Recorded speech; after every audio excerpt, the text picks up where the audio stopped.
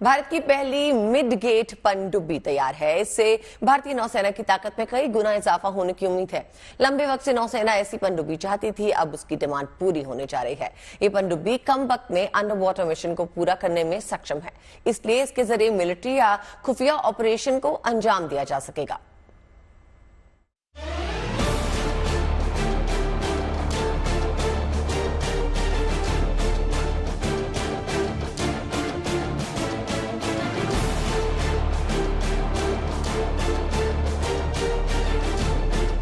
समंदर का ताकतवर और चालाक योद्धा, छोटा है पर बड़े काम का।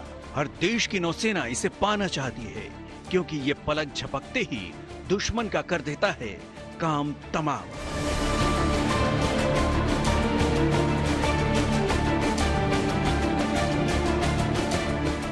यह है मिड गेट पनडुब्बी, जो बिना शोर शराबा के बड़े से बड़े जहाज को पल भर में समंदर में मिला सकता है।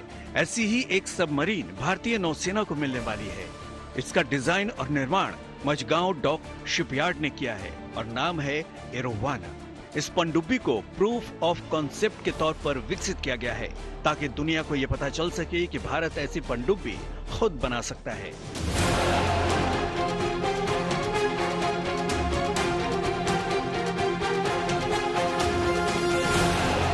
नौसेना मिडगेट पनडुब्बियों के इस्तेमाल से अपनी शक्ति कई गुना बढ़ा लेगी, क्योंकि नौसेना का मकसद समंदर के अंदर युद्ध लड़ने की काबिलियत और क्षमता को बढ़ाना भी है।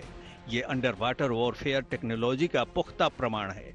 इसके जरिए कम कमांडो के साथ किसी भी तरह का मिलिट्री ऑपरेशन या खुफिया मिशन को अंजाम दिया जा सकता है। एरोवाना गहरे और छिछले पानी दोनों में गोता लगा सकती है, तैर सकती है। ये भारतीय नौसेना के युद्धपोतों और अन्य पनडुब्बियों से जुड़कर नेटवर्किंग के जरिए दुश्मन को चकमा दे सकती है। साथ ही कई तरह के मिशन को अंजाम दे सकती है। ये स्टेल्थ है और बेहद एक्टिव भी। इसका फायदा समुद्री जांच पड़ताल में भी मिल सकेगा। सूत्रों के मुताबिक इसकी लंबाई 12 मीटर है। इसकी गति करीब 2 नॉट है, यानी कम स्पीड है। इसे फिलहाल एक ही आदमी चलाएगा। इसमें लिथियम आयन बैटरी लगी है। प्रेशर हल स्टील है, साथ ही स्टीयरिंग कंसोल है।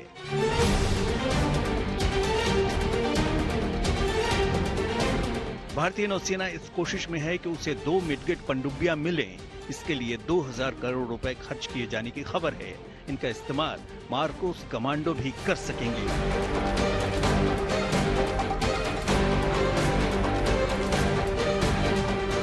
ये तो हो गई हिंदुस्तान की बात, लेकिन अब आपको बताते हैं कि ये मिडगेट सबमरीन होती क्या हैं और कैसे इन्होंने दूसरे विश्व युद्ध के दौरान ऑस्ट्रेलिया के बंदरगाह पर गदर मचाया था। तब दुनिया ने जाना कि मिडगेट सबमरीन क्या होती हैं।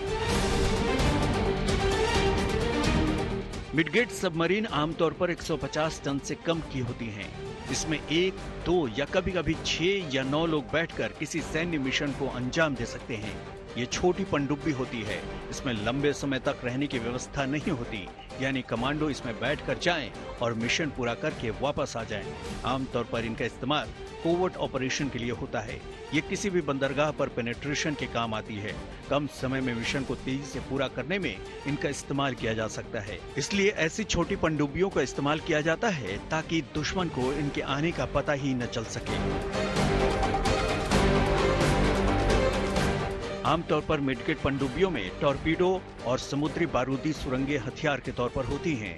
इसके अलावा कई बार इसमें गोताखोरों के लिए स्विमर डिलीवरी व्हीकल होते हैं, ताकि पनडुब्बी को नुकसान हो तो ये कमांडो इनके सहारे मिशन एरिया से सकुशल बाहर निकल सके।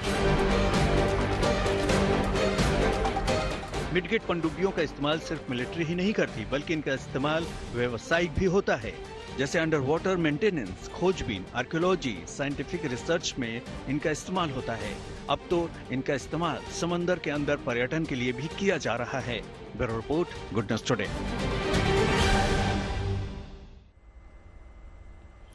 देखिए, सिर्फ भारत ही नहीं, पूरी दुनिया स्टेल्थ टेक्नोलॉजी पे अरसे से काम कर रही है।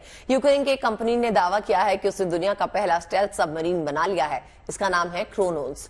विशेषज्ञों का कहना है कि सबमरीन की वजह से रूस और यूक्रेन युद्ध का समीकरण बदल सकता है। क्रोनोस सबमरीन किसी एलियन शिप की तरह दिखती है, क्यों गुंजन? बिल्कुल। हालांकि पहले कंपनी ने इसका निर्माण रिपेयरिंग और सुपर रिच लग्जरी ट्रेवल के लिए किया था, लेकिन रूस से युद्ध के बाद कंपनी इसे स्टेल्थ सबमरीन में बदल दिया ताकि यूक्रेन की सेना इसका इस्तेमाल रूस के खिलाफ कर सके। जी, और इस पनडुब्बी का हल स्टील का है, जिसके चारों तरफ कॉम्पोजिट मटेरियल लगा हुआ है जो इसे रेडार से छिपा देता है। इसमें 10 लोग बैठ सकते हैं और पानी के अंदर ये 3000 किलोग्राम वजन उठा सकती है। सतह पे 10,000 किलोग्राम तक। क्रोनोस की अधिकतम गति 80 किलोमीटर प्रति घंटा है, लेकिन ये आमतौर पे 50 किलोमीटर प्रति घंटा की रफ्तार से ही चलेगी। ये पानी के अंदर अधिकतम 250 मीटर की गहराई तक जा सकती है, लेकिन आमतौर पर ये 100 मीटर की गहराई में काम करती है। ये डीजल और बैटरी पर चलती है। सिर्फ बैटरी के सहारे 18 घंटे पानी के अंदर रह सकती है। और डीजल जनरेटर और बैटरी की ऊर्जा से ये 54 घंटे तक पानी के अंदर रह सकती है। इसकी अधिकतम रेंज 1000 किलोमीटर है और ये अपनी फुल स्पीड में 180 डिग्री घूमने की ताकत रखती है। ऐसी एक क्षमता वाली ये पहली पनडुब्बी है। क्रोनोस का आकार माटारे मछली की तरह है, जो इसे पारंपरिक सिगार के आकार की पनडुब्बियों से ज्यादा स्टेल्थ बनाता है। इसमें लगा इलेक्ट्रिक इंजन और सोनार सोखने वाली कोटिंग इसे छिपकर वार करने या जासूसी करने की ताकत देते हैं। और ये टॉर्पीडो लॉन्च कर सकती है, साथ ही दुश्मन के जहाज या पनडुब्बी के बगल से बिना पता चले निकल भी सकती है। साथ ही दुश्मन की टॉर्पीडो या मिसाइल से बचने के लिए ये एकदम से दिशा बदल सकती है ताकि दुश्मन के हथियार फेल हो जाएं।